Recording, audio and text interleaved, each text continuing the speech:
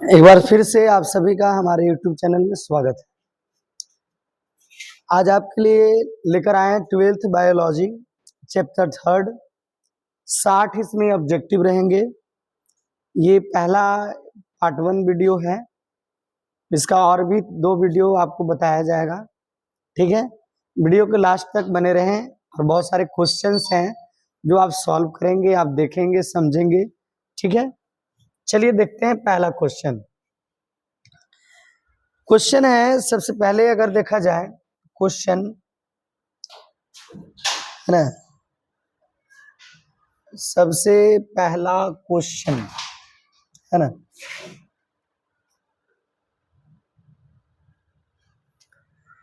मानव में जनन होता है ना। बताइए कि मानव में कैसा जनन होता है? लैंगिक जनन, अलैंगिक जनन या लैंगिक अलैंगिक दोनों हो सकता है। क्या होगा बताइए? तो मानव में जो जनन होते हैं वो लैंगिक जनन होते हैं।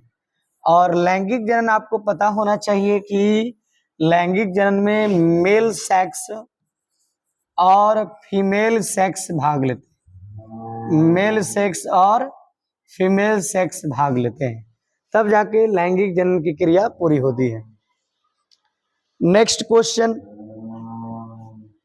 है ना, मानव भ्रूणीय विकास होता है। मानव का जो भ्रूण, भ्रूण मतलब बच्चा एक तरह से कह सकते हैं, फीटस।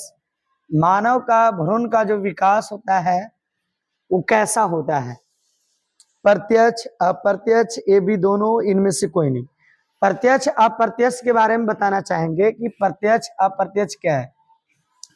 जैसे एक तितली है, एक तितली पहले अंडा देती है ना, और अंडे देने के बाद उससे लार्वा निकलता है और लार्वे से फिर प्यूपा बनता है और प्यूपे से फिर वयस्क बनता है, आने की वयस्क, आने की तितली बना है ना, वयस्क बना। और वयस्क बना मतलब तितली बनी है ना, तितली बनी।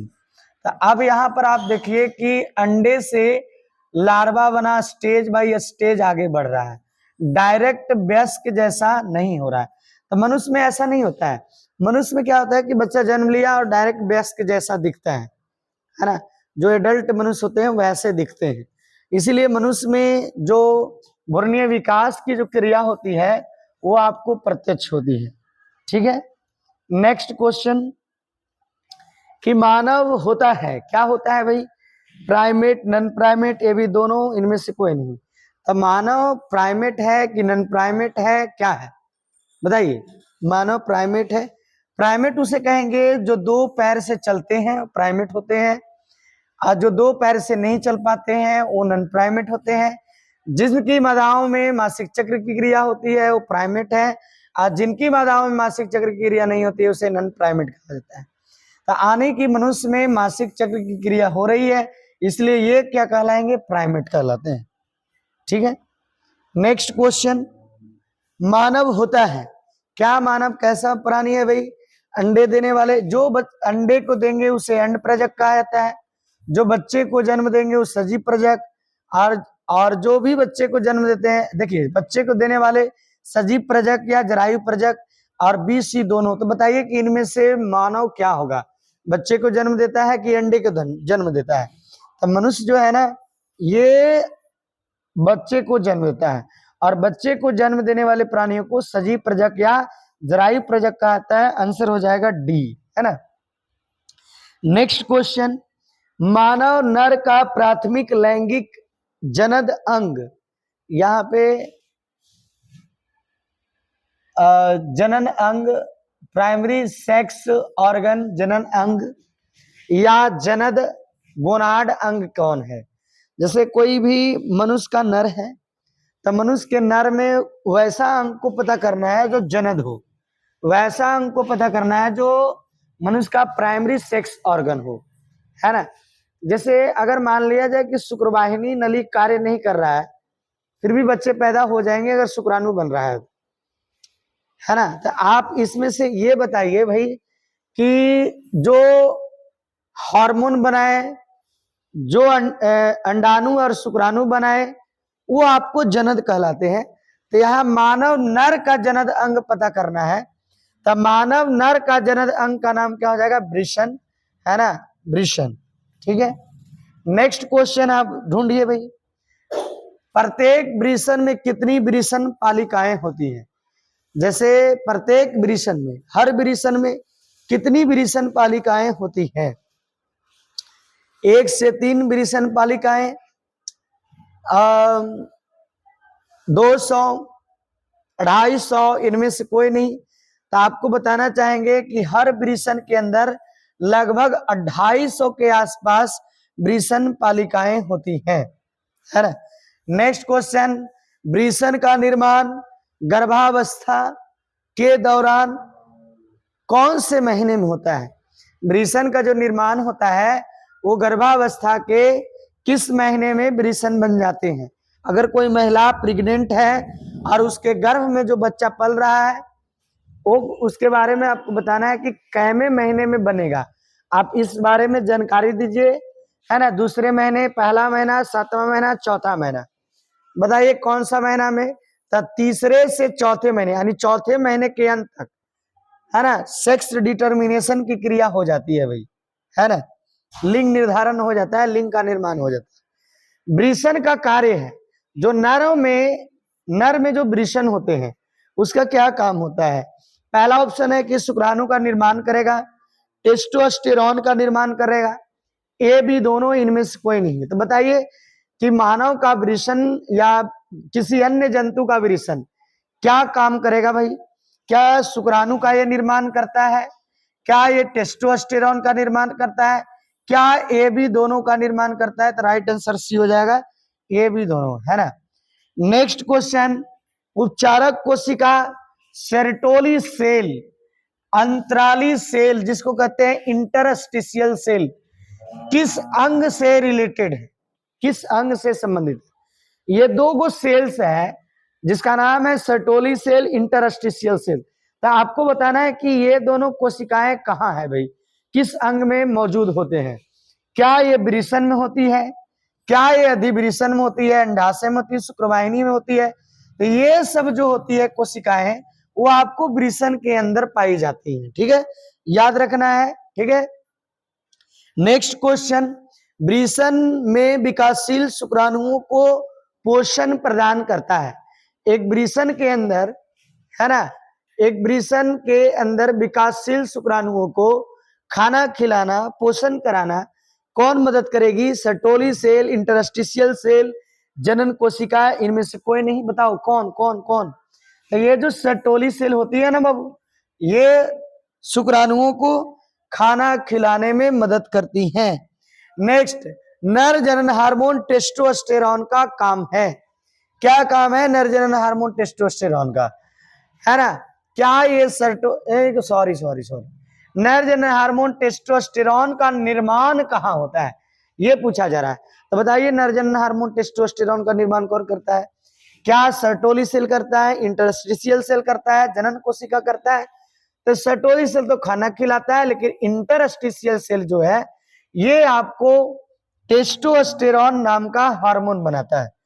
अगला क्वेश्चन, नर जनन हार्मोन टेस्टोस्टेरोन का काम है।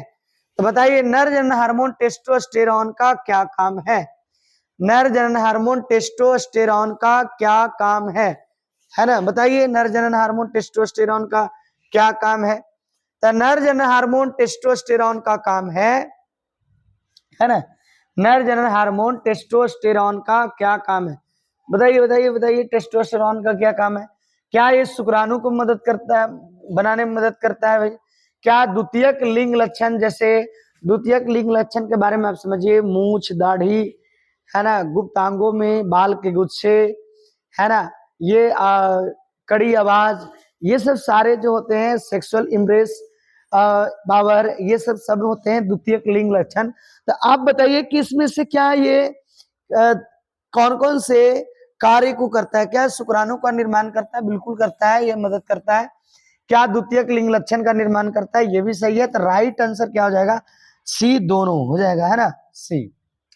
अगला क्वेश्चन है मेरे बाबू, समझो कि वृषण का निर्माण उदर माने एब्डोमेन में होता है। तो वृषण कोश है ना, स्क्रोटल सेक में ब्रीसन किस महीने में। अब जो देखो बता रहा है ना, टेस्टिस मनुष्य का या कोई भी मैमल्स है उसके स्तनधारी, जो स्तनधारी होते हैं उनके जो टेस्टिस होते हैं ना, वो स्क्रोटल सैक में होते हैं, शरीर के बाहर दोनों जांघों के बीच लटका पड़ा होता है। तो कह रहा है कि वो टेस्टिस बनता है उधर में, तो वो बाहर, शरीर के बाहर एक इनग्वाइनल केनाल, बच्छन नाल एक जगह होती है, एक नली होती है, उस रास्ते से धीरे धीरे उतरकर एक थैली में उतरता है। तो आप ये बताइए कि वो क्रिया जो होती है, यानी कि गर्भ में बनता, जैसे गर्भ में, माता के गर्भ में बनता है तीसरे से चौथे महीने में, लेकिन अब बात आती है कि तीसरे से चौथे महीने में गर्भ में बना, तो वो ब्रीसन थैली में उतरेगा कैमे महीने में, यही क्वेश्चन है भाई, कैमे महीने में उतरेगा उधर से ब्रीसन थैली के अंदर, ब्रीसन बताओ भाई। तो चौथे महीने में, तीसरे महीने में, सातवें महीने में, तो राइट आंसर क्या हो जाएगा, सातवें महीने में। नेक्स्ट क्वेश्चन है ना, शरीर के उदर के तापमान से ब्रीसन का तापमान कितना डिग्री कम होता है। ये बॉडी का टेम्परेचर देख रहे हैं ना, इस बॉडी के टेम्परेचर से ब्रीसन का टेम्परेचर, हमारे जो टेस्टिस होते हैं, ये ब्रीसन का टेम्परेचर कम होना चाहिए, और वह कितना कम होना चाहिए, कितना डिग्री सी, ये बताया जा रहा है। क्या 2 से 2.5 डिग्री सी कम होना चाहिए, क्या 2.5 से 3 डिग्री, 3 से 3.5 डिग्री, 2 डिग्री, कितना डिग्री कम होना चाहिए। तो यहाँ पे राइट आंसर होगा 2 से 2.5 डिग्री सी कम होना चाहिए।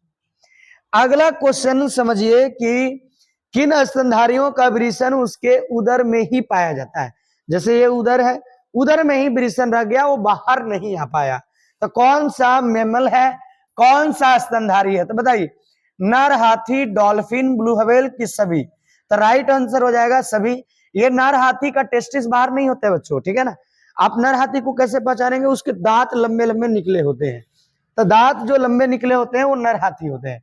डॉल्फिन, ब्लू व्हेल, ये सब मैमल है, इन सभी का टेस्टिस जो होता है नर का, वो ब्रीसन थैली में ना होकर वो पाया जाता है, आपको कहा, उदर में ही पाया जाता है।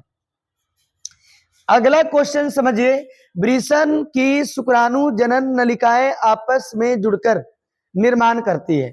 जो ब्रीसन है, टेस्टिस है, और इस टेस्टिस की, ये जो टेस्टिस ब्रीसन है, इसकी शुक्रजनक नलिकाएं आपस में जब जुड़ जाती है तो क्या बनाती है, तो बताइए। रैट टेस्टिस, ब्रीसन पालिका, एबी दोनों, इनमें से कोई नहीं, तो बताइए क्या बनाती है। तो मेरे हिसाब से बाबू आंसर होना चाहिए कि ब्रीसन जालक, रैटेड टेस्टिस का निर्माण। सभी शुक्रजनक नलिकाएं ये आपस में जुड़कर रैटेड टेस्टिस का निर्माण करती हैं। ब्रीसन कोष से, ब्रीसन किससे जुड़ा होता है, अब कहता है ब्रीसन कोष एक थैली है, और इस थैली में 2 अंडाकार रचनाएं टेस्टिस है, और ये जुड़ा होता है ऐसे। तो जुड़ा रहने में, यानी ब्रीसन को ब्रीसन थैली से जोड़ने में कौन मदद करता है, क्या गैवर्नाकुलम, ब्रीसन जालक, ब्रीसन पालिका, इनमें से कोई नहीं। बताना चाहेंगे कि गैवर्नाकुलम जो होता है ये जोड़ने में मदद करता है, ठीक है। ब्रीसन कोष और उदर गुहा के बीच एक नली, के बीच एक नली होती है। ब्रीसन कोष और उदर, जैसे ये उदर हो गया और ये टेस्टिस हो गया, ये टेस्टिस 2 हो गया, अब इसके बीच 2 गो नली है, एक नली और दूसरा नली, क्योंकि ब्रीसन बनता है उदर में, तो ये ब्रीसन यहाँ उतरेगा, नीचे उतरेगा। तब बताइए नीचे उतरेगा तो ये जो नली है, इस नली को आप क्या कहेंगे, इस नली को क्या गैवर्नाकुलम कहेंगे, ब्रीसन जालक कहेंगे, ब्रीसन पालिका, बरच्छन नाल, यानी कि इनग्वाइनल केनाल, है ना। तो बताइए क्या होगा राइट आंसर, तो यहाँ राइट आंसर हो जाएगा बच्छन नाल, डी आंसर हो जाएगा, ठीक है। यही ये जो नली है प्रायः भर जाता है, लेकिन ये जो नली है ना प्रायः भर जाता है, लेकिन कभी कभी किसी मनुष्य में ये जो नली होती है वो रह जाती है ना, जिसको कहते हैं, जिसके कारण लोगों में एक बीमारी होती है, उसका नाम होता है हर्निया, बच्छन हर्निया। चलिए एक क्वेश्चन और देखते हैं, कहता है ब्रीसन के चारों ओर परत पाई जाती है। ब्रीसन के चारों ओर जो है ना एक 3 गो लेयर पाया जाता है, 3 लेयर। तो आप बताइए उस लेयर का क्या नाम है, क्या उसको एल्बुजिनिया कहेंगे, वेजाइनलिस कहेंगे, वेस्कुलोसा कहेंगे, या सभी कहेंगे, तो राइट आंसर डी हो जाएगा, ठीक है। नेक्स्ट आंसर क्वेश्चन समझते हैं, ब्रीसन कोष की कौन कौन सी पेशी तापमान को नियंत्रण करने में मदद करती है। आपको याद होना चाहिए, जैसे कि ये उधर है, मान लिया जाए ये उधर है और ये टेस्टिस है, इसके अंदर दो टेस्टिस के हैं, ये दो टेस्टिकल है। अब ये क्या कहता है कि ठंड के महीने में सिकुड़ कर ये टेस्टिस उधर से सट जाता है, और गर्मी के दिनों में इसके अंदर जो टेस्टिस के है वो लटक जाता है, वो शरीर से दूर चला जाता है। ऐसा इसलिए करता है कि ठंड में टेम्परेचर को मेंटेन करेगा, और गर्मी में शरीर का गर्मी में शरीर गर्म ज्यादा होता है, तब वो चाहता है कि वृषण दूर चला जाए ताकि वो उसके तापमान में मेंटेन हो, यानी कि शरीर के तापमान से 2 से 2.5 डिग्री तापमान जो है ना कम हो। गर्मी में क्या होता है, वायुमंडल का टेम्परेचर बहुत कम होता है, उस ठंड से बचने के लिए जो वृषण है वो शरीर से चिपकना चाहता है, सटना चाहता है उधर से, इसलिए शरीर के नजदीक आ जाता है। तो ये जो दूर और नजदीक डिस्टेंसिंग जो हो रहा है, ये आखिर किस मसल्स के कारण होता है, किस पेशी के कारण होता है, बताइए? क्या डार्टोस, क्या क्रीमेस्टर, ये भी दोनों, क्या राइट? तो ये भी दोनों हो जाएगा आंसर, ठीक है। नेक्स्ट क्वेश्चन कहता है शुक्राणु परिपक्व और गतिशील होते हैं। एक शुक्राणु, जैसे शुक्राणु तो बनता है वृषण के अंदर, लेकिन वह शुक्राणु परिपक्व नहीं होता है वृषण में। वृषण के बाद वो कहाँ परिपक्व होता है, कहाँ परिपक्व होता है, ये जानना है, ये समझना है। तो अधिवृषण के अंदर परिपक्व होगा कि वृषण में, कि शुक्राशय में, कि सभी में? तो बताना चाहेंगे कि अधिवृषण के अंदर शुक्राणु परिपक्व और गतिशील होते हैं, ठीक है। क्वेश्चन समझते जाएंगे। अधिवृषण की लंबाई होती है ना, अधिवृषण की लंबाई होती है, बताओ बाबू, 40 सेंटीमीटर, 20 सेंटीमीटर, 6 मीटर, 8 से 10 मीटर। अधिवृषण के अंदर जो है ना कुंडलित होता है, ऐसे टेढ़ा मेढ़ा टेढ़ा मेढ़ा टेढ़ा मेढ़ा होता है, टेढ़ा मेढ़ा टेढ़ा मेढ़ा होता है, ठीक है ना। तो बताना चाहेंगे 6 मीटर लंबी होती है, क्या मीटर? 6 मीटर के आसपास लंबी होती है, ठीक है। नेक्स्ट समझेंगे, अधिवृषण से शुक्राशय तक शुक्राणुओं को पहुंचाने में मदद करती है। कौन मदद करेगी भाई? जैसे कहता है कि अधिवृषण से शुक्राशय तक शुक्राणु को पहुंचाने में कौन मदद करेगा? जैसे ये वृषण है, ये अधिवृषण है, और इससे एक नली निकली और यहाँ पर शुक्राशय से, है ना। और बताओ भाई, शुक्राशय में जमा कौन करेगा? बताइए भाई, शुक्राशय में जमा करेगा ये नली, ये जो नली है ना, इस नली का क्या नाम है, बता दो भाई। क्या शुक्रवाहिनी कहेंगे, अंडवाहिनी कहेंगे, शुक्रजनक नलिका कहेंगे, क्या होगा राइट आंसर? बताओ जो है ना, राइट आंसर हो जाएगा शुक्रवाहिनी, ठीक है ना। नेक्स्ट क्वेश्चन समझिए कि पुरुष नसबंदी, देखिए भाई नसबंदी नर और मादा दोनों के होते हैं, तो यहाँ पर पुरुष के जो नसबंदी करवाते हैं भाई, वैसेक्टॉमी जो करवाते हैं, है ना, यानी कि शुक्र नलिका उच्छेदन। तो बताइए किस नली को काट कर बांध दिया जाएगा, किस नली को काट कर अलग अलग बांध दिया जाता है? तो बताना चाहेंगे किसमें, किसको काट कर अलग अलग बांध दिया जाएगा? ऑप्शन उल्टा पुल्टा हो गया, उससे मतलब नहीं है, राइट आंसर ढूंढिए आप। शुक्रवाहिनी नली को काटकर अलग अलग बांध दिया जाता है ना। नेक्स्ट क्वेश्चन, शुक्रवाहिनी की लंबाई होती है, ये जो शुक्रवाहिनी होती है ये लगभग कितनी सेंटीमीटर लंबी होती है? क्या ये 40 सेंटीमीटर, 20 सेंटीमीटर, 6 सेंटीमीटर, है ना? कितनी मीटर लंबी होती है शुक्रवाहिनी? 40 सेंटीमीटर के आसपास लंबी होती है ना, याद रखना है। अगला, नर जनन तंत्र में एम्पूला किसका भाग होता है? जैसे नर जनन में भी एम्पूला होते हैं, मादा जनन तंत्र में भी एम्पूला होते हैं, तो बताइए एम्पूला किसका भाग है नर में? नर में, तो नर में भाग है एम्पूला किसका? शुक्रवाहिनी। पता है एम्पूला काम क्या करता है? एम्पूला का काम होता है कि कुछ समय के लिए शुक्राणु स्टोर होते हैं, भंडार होते हैं उसके अंदर, ठीक है। अगला क्वेश्चन हम लोग समझते हैं, क्या है कि शुक्राशय से वीर्य का स्खलन करता है। जैसे शुक्राशय में वीर्य जाके भंडार है, जमा है, तो उसका स्खलन माने इजैकुलेशन, बताइए कौन करने में मदद करता है? क्या शीशन, क्या मूत्रमार्ग, क्या स्खलन नली, किनमें से कोई नहीं? अरे भाई स्खलन का मदद करेगा स्खलन नली, राइट आंसर सी हो जाएगा। अगला क्वेश्चन हम लोग समझते हैं कि मूत्र नली और जनन नली संयुक्त होकर किस नली का निर्माण करते हैं? मूत्र नली और जनन नली संयुक्त होकर किस नली का निर्माण करते हैं? क्या सीसन का निर्माण करेंगे, क्या मूत्रमार्ग का, क्या स्खलन नली का, क्या इनमें से कोई नहीं? तो बताइए किसका निर्माण करेंगे? मूत्र नली और जनन नली संयुक्त होकर ये स्खलन नली का निर्माण करते हैं।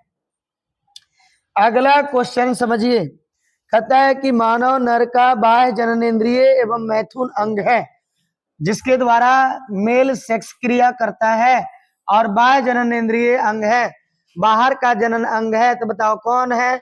सीसन है, मूत्रमार्ग है, जनन छिद्र है, इनमें से कोई नहीं। क्या होगा राइट आंसर बताइए? तो इसका राइट आंसर हो जाएगा बाह्य जननेंद्रिय अंग का नाम सीसन, ये हो जाएगा। नेक्स्ट क्वेश्चन समझेंगे, है ना। मानव नर जननतंत्र का अवशेषी अंग है। मानव में कौन सा ऐसा अंग है जिसका कोई वर्क नहीं है, वेस्टिजियल ऑर्गन है, कोई काम नहीं करता है?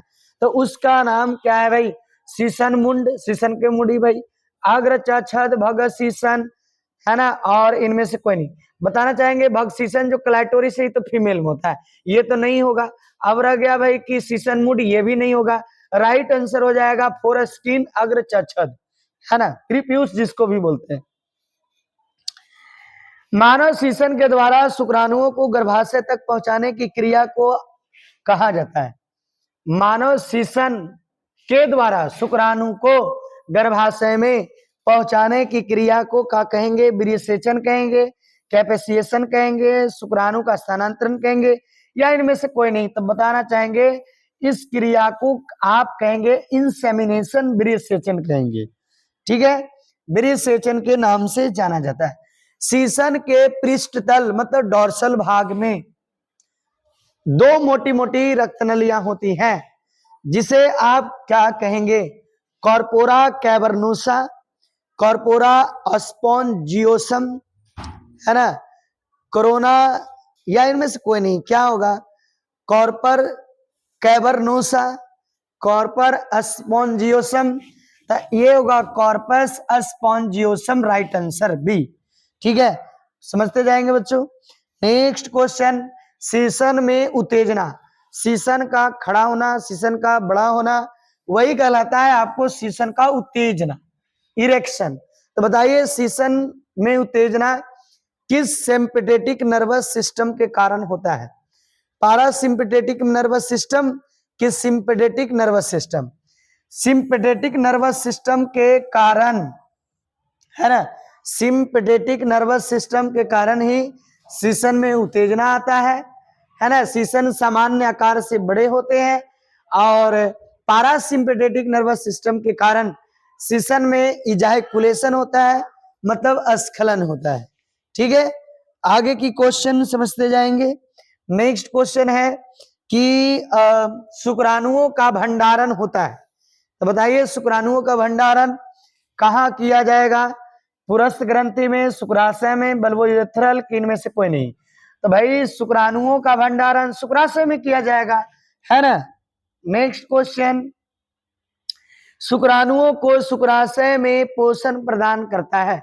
अगर शुक्राशय में शुक्राणु भंडार है तो उन शुक्राणुओं को खाना पोषण खिलाना कौन काम करेगा?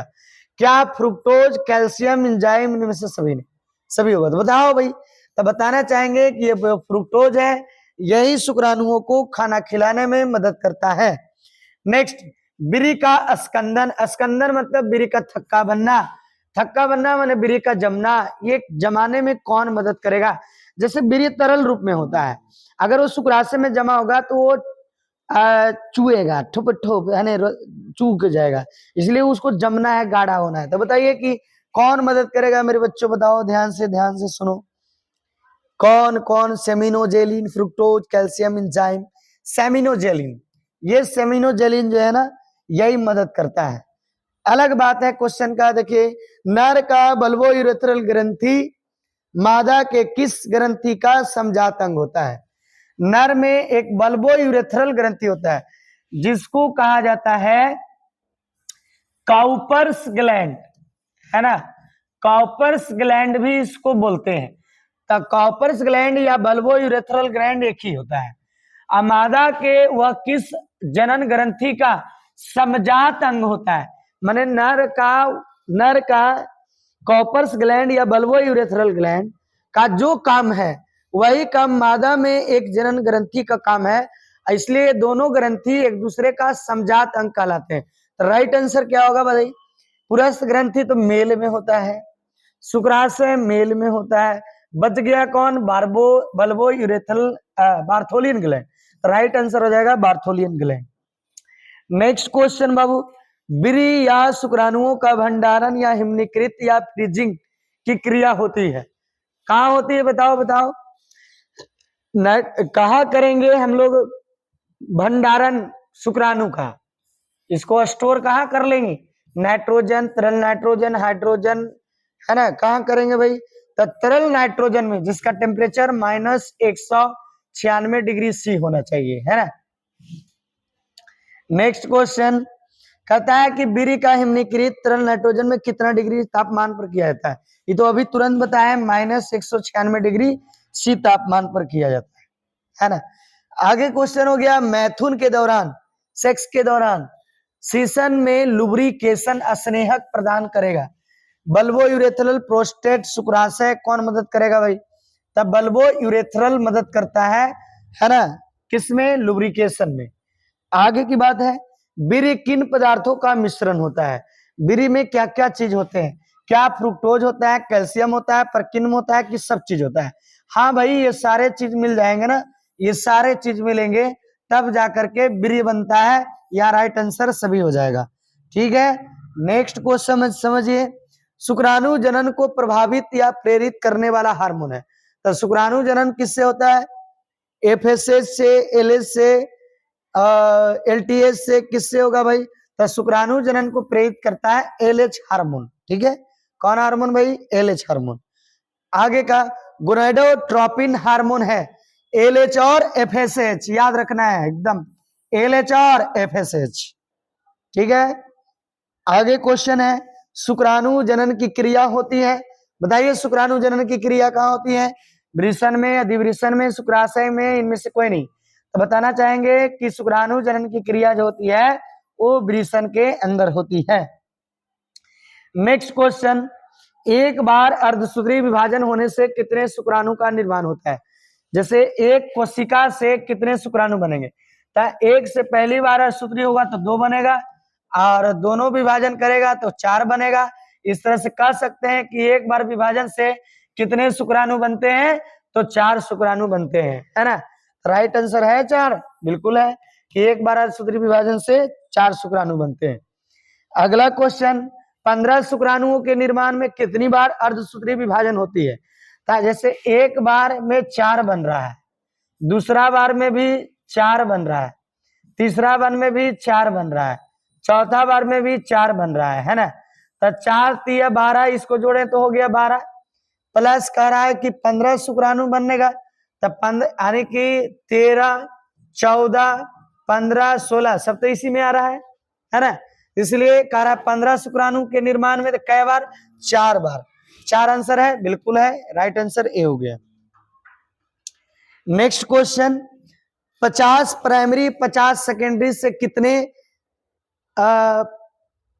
कितने शुक्राणु बनेंगे? तो बताना चाहेंगे कि एक प्राइमरी से बनते हैं, एक प्राइमरी से, है ना, एक प्राइमरी से 4 बनते हैं, और एक सेकेंडरी से, है ना, 2 बनते हैं। तो अब कह रहा है कि कितना प्राइमरी है? 50 प्राइमरी है। कितना सेकेंडरी है? 50 सेकेंडरी है। तो 50 चौक यहाँ पे कितना हो जाएगा? 200, और 50 गुना कितना हो जाएगा? 100, यानी 200 अनुपात 100, 200 अनुपात 100। तो राइट आंसर क्या हो जाएगा? 200 अनुपात 100। ठीक है, नेक्स्ट क्वेश्चन, ये क्वेश्चन बदल के भी आ सकता है। कहता है मानव शुक्राणुओं में गुणसूत्रों की संख्या कितना होता है? मानव के शुक्राणु में गुणसूत्र, मानव में गुणसूत्र नहीं, मानव के शुक्राणु में गुणसूत्र कितना होता है? तो मानव के भाई शुक्राणु में गुणसूत्र 23। बहुत सारे बच्चों को लगेगा 23 जोड़ा, गलत हो जाएगा बच्चा, 23 जोड़ा माने 46।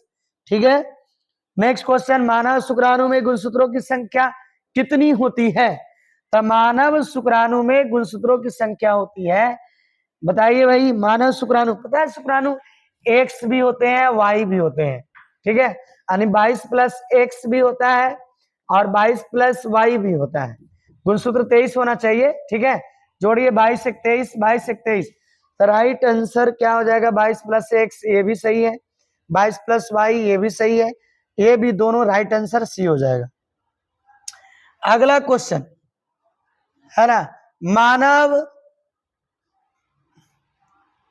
शुक्राणु होते हैं, बताइए शुक्राणु होते हैं, हेप्लॉइड होगा कि डिप्लॉइड होगा, एन होगा, 2n होगा, क्या होगा? देखिए किसी जीव में जितना गुणसूत्र होता है उसका आधा शुक्राणु में होगा। अगर मनुष्य में 46 है तो उसका आधा शुक्राणु अंडाणु में होगा। तो इसी से आप समझ जाइए शुक्राणु में क्या होगा भाई। शुक्राणु हेप्लॉइड, हेप्लॉइड का मतलब n, डिप्लॉइड का मतलब 2n, ट्रिप्लॉइड का मतलब 3n, और ये तो पॉलीप्लॉइड के कहने नहीं है भाई। तो आप बताइए कि मनुष्य का शुक्राणु आधा है तो n, तो n बराबर 23 है ना, तो 2n बराबर है ना 46, तो हम लोग हैं 2n, तो शुक्राणु क्या हो जाएगा? n, इसलिए अगुणित होता है, n होता है, ठीक है। अगला क्वेश्चन समझिए कि शुक्राणुओं के सिर पर एक टोपी जैसा रचना होता है। जो मनुष्य का शुक्राणु होता है इसके ऊपर ऐसे टोपी जैसा रचना होता है जो अंडाणु को भेदने में मदद करता है। तो बताइए कि वो जो है उसका नाम क्या है? क्या अग्रपिंडक, सूत्रकनिका, गोल्जिका, तारका, क्या होगा? अग्रपिंडक इसका राइट आंसर होगा। एक्रोसोम जो अंडाणु की दीवार को भेदने में मदद करता है। फिर कहता है कि निषेचन के समय अंडाणु की दीवार को भेदने में मदद करता है। देखिए भाई वही क्वेश्चन आ गया, इसका भी आंसर कौन होगा? एक्रोसोम, अग्रपिंडक। फिर क्वेश्चन है कि अग्रपिंडक किसका भाग है? शुक्राणु बटे होते 3 भाग में या 4 भाग में भी कह सकते हैं, हेड, नेक, है ना, मिडिल पीस और टेल, ये 4 भाग होते हैं शुक्राणु का। और ये जो एक्रोसोम होता है वो हेड में होता है, ऐसे हैप्पी बर्थडे जैसा देखिएगा ना, ये लगा होता है सिर पे। तो आने की कह रहा है कि अग्रपिंडक का निर्माण, सॉरी, अग्रपिंडक ऐसे हेड में पाया जाता है, लेकिन क्वेश्चन गलत पड़ गए थे। अग्रपिंडक का निर्माण करता है, कौन करता है भाई?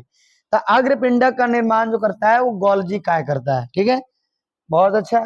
आगे का क्वेश्चन, अग्रपिंडक किसका संभाग है? जो अब भी बता रहे थे भाई, तो अग्रपिंडक हेड का भाग है, शुक्राणु सिर का भाग है, ठीक है।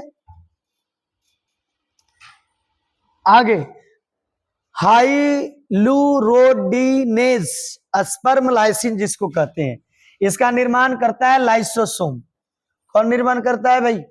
लाइसोसोम निर्माण करता है, क्योंकि ये नहीं रहेगा ना तो अंडाणु की दीवार गलेगी भी नहीं, यानी उसमें होल बनेगा नहीं, छेद नहीं वो बनेगा और शुक्राणु प्रवेश नहीं करेगा। तो बताइए इसका निर्माण, तो आंसर बता चुके हैं भाई, लाइसोसोम ही होगा। नेक्स्ट क्वेश्चन है कि निषेचन के समय अंडाणु की दीवार को भेदने में कौन मदद करता है? बताओ बताओ बताओ। एक्रोसोम, अग्रपिंडक, है ना। नेक्स्ट क्वेश्चन, शुक्राणु के मध्य खंड, मध्य भाग में, मिडिल भाग में बताइए क्या पाया जाता है? क्या क्या चीज? माइटोकॉन्ड्रिया, बिल्कुल सही है। तारकाय, गोल्जिकाय, गोल्जिकाय तो होगा नहीं, अब तारकाय है। अगर ए बी दोनों आंसर है तो आप दे दीजिए ये सही है ना, डी आंसर ए बी दोनों हो जाएगा। लेकिन अगर 4 ऑप्शन 4 नियन रहता, अगर यहाँ पर डी में मान लिया जाए कि क्या रह जाता? लाइसोसोम। डी में अगर लाइसोसोम होता, ठीक है, लाइसोसोम होता, तो यहाँ राइट आंसर केवल माइटोकॉन्ड्रिया होता। लेकिन हम बताना चाहते हैं कि भाई शुक्राणु के मध्य भाग में क्या है? तो माइटोकॉन्ड्रिया भी है और तारकाय भी है, राइट आंसर डी हो जाएगा, ठीक है ना, कंफ्यूज नहीं होना है। निषेचन के समय शुक्राणु को तत्काल ऊर्जा, जैसे मेल के अंदर शुक्राणु जमा है शुक्राशय में, उस समय उसको खाना फ्रुक्टोज दे रहा है, लेकिन जब मेल अपने से डोनेट कर दिया शुक्राणु को मादा के वैजिना, योनि मार्ग में, कह सकते हैं गर्भाशय तक अगर छोड़ दिया गया है, तो बताइए उस समय शुक्राणु को जो ऊर्जा मिलेगी, जो ताकत मिलेगी, वह ताकत किसके द्वारा मिलेगा? माइटोकॉन्ड्रिया, तारकाय, गोल्जिकाय, ये भी दोनों। तो राइट आंसर क्या हो जाएगा? माइटोकॉन्ड्रिया। यही जो है ना शुक्राणुओं को देता है ऊर्जा, तत्काल ऊर्जा, जिसके द्वारा शुक्राणु गर्भाशय में तैरेगा और अंडवाहिनी नली तक पहुंचेगा, ठीक है। अगला क्वेश्चन, अक्षीय तंतु एक्जिल फिलामेंट का निर्माण कौन करता है? तो अक्षीय तंतु एक्जिल फिलामेंट का निर्माण जो करता है, अक्षीय तंतु का निर्माण वो तारकाय करता है, याद रखना है, ठीक है। नेक्स्ट क्वेश्चन, मादा जनन तंत्र का अंग है, कौन अंग है भाई? क्या अंडाशय है? अंडाणु बनेगा, अंडवाहिनी नली निषेचन होगा, गर्भाशय में बच्चा पले बढ़ेगा, ये सब तो होगा आंसर, है ना? अब है भाई नहीं है ना? वीडियो के लास्ट बने बने रहने के लिए भाई धन्यवाद आप सभी को। इसी तरह से मिलते हैं नेक्स्ट वीडियो में, पार्ट 2 लेसन 3, है ना? अगर आपको बहुत मजे आएंगे, अच्छे लगे होंगे तो चैनल को सब्सक्राइब करें और शेयर करें और लोगों को भी शेयर करते रहें। थैंक यू, धन्यवाद सभी को।